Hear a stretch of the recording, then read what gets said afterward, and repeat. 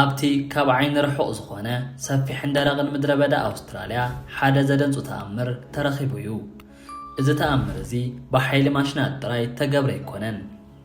እዚ ታሪኽ እዚ ናይ ሰብኣዊ ብልሒ፣ ናይ ዘመናዊ ቴክኖሎጅን እቲ ጫካን ተፈጥሮ ናይ ምግራም ታሪኽን እዩ። ኣውስትራልያ ዓለም ብስጋ ምህርቲ ክትንቀጥቅጥ እንኮላ ምስ በዝሓ ኻፍታ ጥራይ ተተሓሓዘ ኣይነበረን። እቲ ሚስጥር ኣብቲ ሳተላይት ቴክኖሎጂ ምስ ጥንታዊ ናይ ጓሶት ጥበብ ተሓወሰሉ መገዲ እዩ። ሎሚ ካብቲ ቀይሕ ሓመድ ምድረ በዳ ኣውስትራልያ ጀሚርና ክሳብ ተብ ቶኪዮ፣ ለንደን ወይ ሻንጋይ ዝርከብ ናይ ምግቢ ጠረጴዛ ክንጓዓዝ ኢና። ኣውስትራልያ ኣብ ዓለም ለኻዊ ዕዳጋ ስጋ ልዕልነት ዘለዋ ብሰንኪ ብዝሒ ጥራይ ዘይኮነስ በቲ ሓይሊ ዝምንጩ ካብቲ ዘይሕለል ፃዕርን ምስ ተፈጥሮ ካብ ምልማድን እዩ። ካልኦት ሃገራት ንጥሪቶም ኣብ ጸቢብ ደንቢ ዓጽዮም ሰብ ስራሕ ምግቢ ክህቡን ከለዉ ኣውስትራልያውያን ግና ነቲ ሰፊሕን ደረቕን መሬታ ብኸመይ ክትጥቀመሉ ከም ዘለዋ ባዕላ ዝፈለጠት ሃገር እያ። እዚኦም ካስትል ስቴንሽንስ ተባሂሎም ዝጽውዑ ጋህፂ መሬት ካብ ገለ ዓበይቲ ከተማታት ዓለም ዝሰፍሑ እዮም።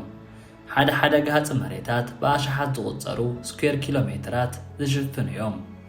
ኣብዚ ቦታ እዚ ከፍቲ ምእላይ ማለት ሃገር ከም ምምሕዳር ማለት እዩ። ኣውስትራልያ ዳርጋ 30 ሚልዮን ኣኻፍት ዝሓዘት እያ። እዚ ቁፅሪ እዚ ምስቲ ናይ ብራዚል 200 ሚልዮን ክወዳደር እንከሎ ዳርጋ ውሕድ እዩ። ግን ድማ ስለምንታይ ናይ ኣውስትራልያ ስጋ ዝያዳ ተፈታዊ ኮይኑ ሕቶ ዝፈጥረልና እዩ። ምኽንያቱ ድማ ናብራ ተነኻፈት እዩ። እዘን ኣኻፍት እዚአን መብዛሕትኡ ግዜአን ኣብቲ ሰፊሕ ሜዳ ብናጽነት እየን ዘሕልፈኦ። ተፈጥራዊ ሳዕሪ እናበልዓ ምስ ኣየርን ወቕትን ተላሚደን ከዓብያ ስለ ዝግበር እዩ። እዚ ድማ ነቲ ስጋ ፍሉይ መቐረትን ጥዕናን ክህቦ ገይሩ እዩ። ኣብዚ ጫካ ምድረ በዳ ዝነብር ሰብ ይኹን እንስሳ ብርቱዕ ክኸውን ኣለዎ። ኣውስትራልያውያን ሓረስቶት ዝኾነ ዘርኢ ይመርጹን ንዓመታት ኣብቲ ዝለዓለ ሙቐትን ድርቅን ክጻወሩ ዝኽእሉ ዘርእታት ጥራዮም ኣማዕቢሎም። እቶም ናይቲ ምድረ በዳ ነገስታት ድማ ብራህማን፣ ኣንገስን ሄርፎርድን ዝበሃሉ እዮም። እቲ መሰረት ግና እተነ ላሕሚን። ጥንሲ ላሕሚ ልክዕ ከም ሰብ 9 ወርሒ እዩ ዝወስድ። ኣብዚ ግዜ እዚ እታ ላም እትረኽቦ ክንክን ናይቲ መጻኢ ስራሕ ዕጫ ዝውስኖ እዩ። ኩለን ላም ንምርባሕ ይሕፀያን እየን። ጥንኩር ኣካል ተፀዋርነትን ካብ ሕማም ነፃ ምዃንን ቀንዲ መዐቀን እዩ። ጽንዓት ኣውስትራልያውያን ሓረስቶት ዝርአ ኣብዚ እዩ።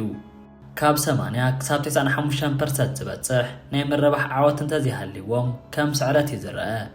ጥጃ ምስ ተወልደ ናብ ጋጣ ይኣቱን።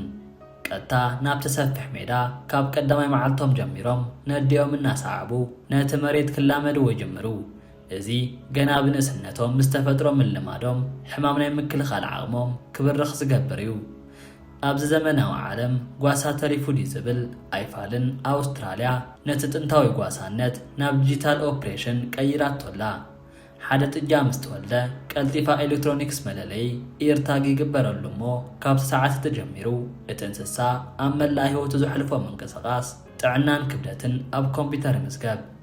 እዚ ግና ቴክኖሎጂ ጥራይ ዘይኮነስ ኣብዚ ታሪኽ እዚ ሓደ ዘይርሳዕ ጅግና ኣሎ። እዚኦም ድማ ኬልፒት ተባህሉ ኣኽላባት እዮም። እዞም ኣኽላባት እዚኦም ካብ ሰብ ንላዕሊ በላሕቲ እዮም። ብድምፅን ብምልክት ኢድን ጥራይ እናተኣዘዙ ብኣሽሓት ዝቑፀሩ ኻፍት ፋሕ ከይብላ ዝእክቡ ናይቲ ምድረ በዳ ኣዘዝቲ እዮም። ሎሚ ሓረስቶት ሳተላይት ምስልታት ተጠቂሞም ሳዕሪ ኣበይ በቑሉ ከም ዘሎ ካብ ሰማይ ክርእዩ ይኽእሉ እዮም። ቀፂሉ ድማ ሰንሰራት ተጠቂሞም ማይ ኣበይ ከም ዘሎ ይፈልጡን ብድሮናት ድማ ከም ጓሳ ብምዃን ናብ ዘይድለ ቦታ ከይኸዳ ይከታተሉን እዮም። እዚ ታሪኽ እዚ ዝሓለፈ መገድና ክነጥፍእ ከም ዘይብልና ዓብ መምህር እዩ። ኣውስትራልያ ጥንታዊ ጓሳነትን ዘመናዊ ቴክኖሎጂን ኣወሃሂዳ ዓለም ክትምግብ ዝኸኣለት መስተንክራዊት ሃገር እያ። እቲ ብሰፊሕ ሜዳታት ዝጸንሐ ናጽነት ሕጂ ናብ ካልእ ምዕራፍ ክሰጋገር እዩ። እተን ኣኻፍት ን2 ዓመት ዝኣክል ብተፈጥሮኣዊ ሳዕሪ ጥራይ ድሕሪ ምዕባየን ንዕዳጋ ክዳለዋ እዩ ዝግበር። ኣየነይቲ ኸፍቲ ንመሸጣ በፂሓ ኣየነይቲ ድማ ገና ግዜያ ዘይኣኸለ እቲ መልሲ ኣብቲ ዲጂታል መዝገብ እዩ ዝርከብ። ኣብዚ መድረኽ እዚ እተን ኣኻፍት ኣብ ክልተ ይምቀላ እሞ ገሊአን ብተፈጥሮኣዊ መገዲ ዝዓበያ ግራስፊድ ተባሂለን ክዳለዋ እንከለዋ ገሊአን ድማ ስገአን ዝያዳ ንኽልስልስን ንኽድልባን ንቑርብ ኣዋርሕ ናብ ፌድሎትስ ክኸዳ ይግበር። ኣብኡ ድማ ብኮምፒተር ተቐመረ ብጥራጥረ ዝበልጸገ መግቢ ይወሃበን ማለት እዩ። እቲ ዝገርም ነገር ኣውስትራልያውያን ንኻፍቶም ካብ ዝኾነ ነገር ንላዕሊ ካብ ጭንቀት ክከላኸሉለን ይረኣዩ። ስለምንታይ እንተልና ድማ ምክንያቱ ሓንቲ ተጨነቐት ከፍቲ ስጋኣ ንቁፅን ተሪርን ስለ ዝኸውን እዩ። እዚ ማለት እቲ ስነ ፍልጠታዊ ኣገባብ ምስቲ ሰብኣዊ ሓልዮት ተዋሂዱ እዩ ዝዓዪ። ሕጂ ናብቲ ኣዝዩ ጥንቁቕ ዝኾነ መስርሕ መሕረዲ ክንኣቱ ኢና። ኣውስትራልያ ኣብ ዓለም ካብ ዘለዋ ኣዝዩ ጥብቂ ሕግታት መሕረዲ እንስሳት ትኽተል ሃገር እያ። እቲ ዕላማ ድማ ንጹር እዩ። ንሱ እውን እቲ እንስሳ ስቓይ ክሰምዖ የብሉን። ብዘመናዊ ቴክኖሎጂ ተጠቂሞም ህልውናኦም ከም ዝስሕቱ ብምግባር ብዝለዓለ ፅሬት ስርሖም ክፍጽሙ እዩ ዝግበር። እቲ ዝያዳ ዘደንጹ ግና ኣውስትራልያ ንኹሉ ባህልታትን ሃይማኖትን ዓለም ተኸብር ምዃና እዩ። እቲ ስጋ ከም በዓል ሃላል ዝኣመሰሉ ዓለም ለኻዊ ረቓሒ ንምምላእ ዘመናዊ ቴክኖሎጂ ምስ ጥንታዊ ሃይማኖታዊ ሕግታት ኣዋሂዳ ትሰርሕ ሃገር እያ። ስጋ ምስ ተዳለወ እቲ ባርኮዲንግ ሽዑ ስርሑ ይጅምር። ሓደ ተጠቃሚ ካብ ጃፓን ወይ ኣሜሪካ ኮይኑ ሓንቲ ቁርጢ ስጋ ክገዝእ እንከሎ ብሞባይሉ ጥራይ እስካን ብምግባር እታ ኸፍቲ ኣበየናይ ግጥሻ ኣውስትራልያ ከም ዝዓበየት እንታይ ዓይነት ክትባት ከም ዝወሰደት ክሳብ ኣድያመን ምዃና ክፈልጥ ይኽእል እዩ። እዚ ግልጽነት እዚ ንዓለም ለኻዊ እምነት ኣብ ልዕሊ ኣውስትራልያ ክሃንጸላ ኽኢሉ እዩ። ኣውስትራልያ ስጋ ጥራይ ኮነት እንትልእኽ ብህይወት ዘለዋ ኸፍቲ እውን ናብ ማእከላይ ምብራቕ ኤስያን ትሰድድ እያ። እዚ መስርሕ እዚ ናይ ባሕሪ ጉዕዞ ጥራይ ዘይኮነስ ተንቀሳቐስ ፊላ እዩ። እዘን ናይ ከፍቲ መራኽብ ኣየር መዝሓሊ ኤሲ ኣውቶማቲክ መግብን ማይን ከምኡውን ዶካትር ዘለወን እየን። መንግስቲ ኣውስትራልያ ኢስካስት ብዝተባህለ ጥብቂ ሕጊ ኣቢሉ እተን ከፍቲ ካብ ገማግም ኣውስትራልያ ወፅአን ኣብ ካልእ ሃገር ምስ በፅሓ እውን ብኸመይ ተሓዛ ከም ዘለዋ ክሳብ መወዳእታ ይከታተል እዩ። እዚ ማለት ሓልዮት ኣውስትራልያ ዶብ ኣይብሉን እዩ። ሎማ ኣውስትራልያ በብዓመቱ 1.5 ሚልዮን ሜትሪክ ቶን ስጋ ንዓለም ተቐርብ ሃገር እያ። ምስ ከም በዓል ብራዚልን ኣሜሪካን እናተናሓንሐት ኣብ ተቐዳማይ 3 ደረጃታት ዓለም ትርከብ ሃገር ኮይና እያ። ኣብ ቶኪዮ፣ ሲሴል ወይ ሻንጋ ኮይንካ እትበልዖ ስጋ ናይቲ ሰፊሕ ምድረ በዳ ኣውስትራልያ ጨናን ጥዕናን ሒዙልካ መጽእ።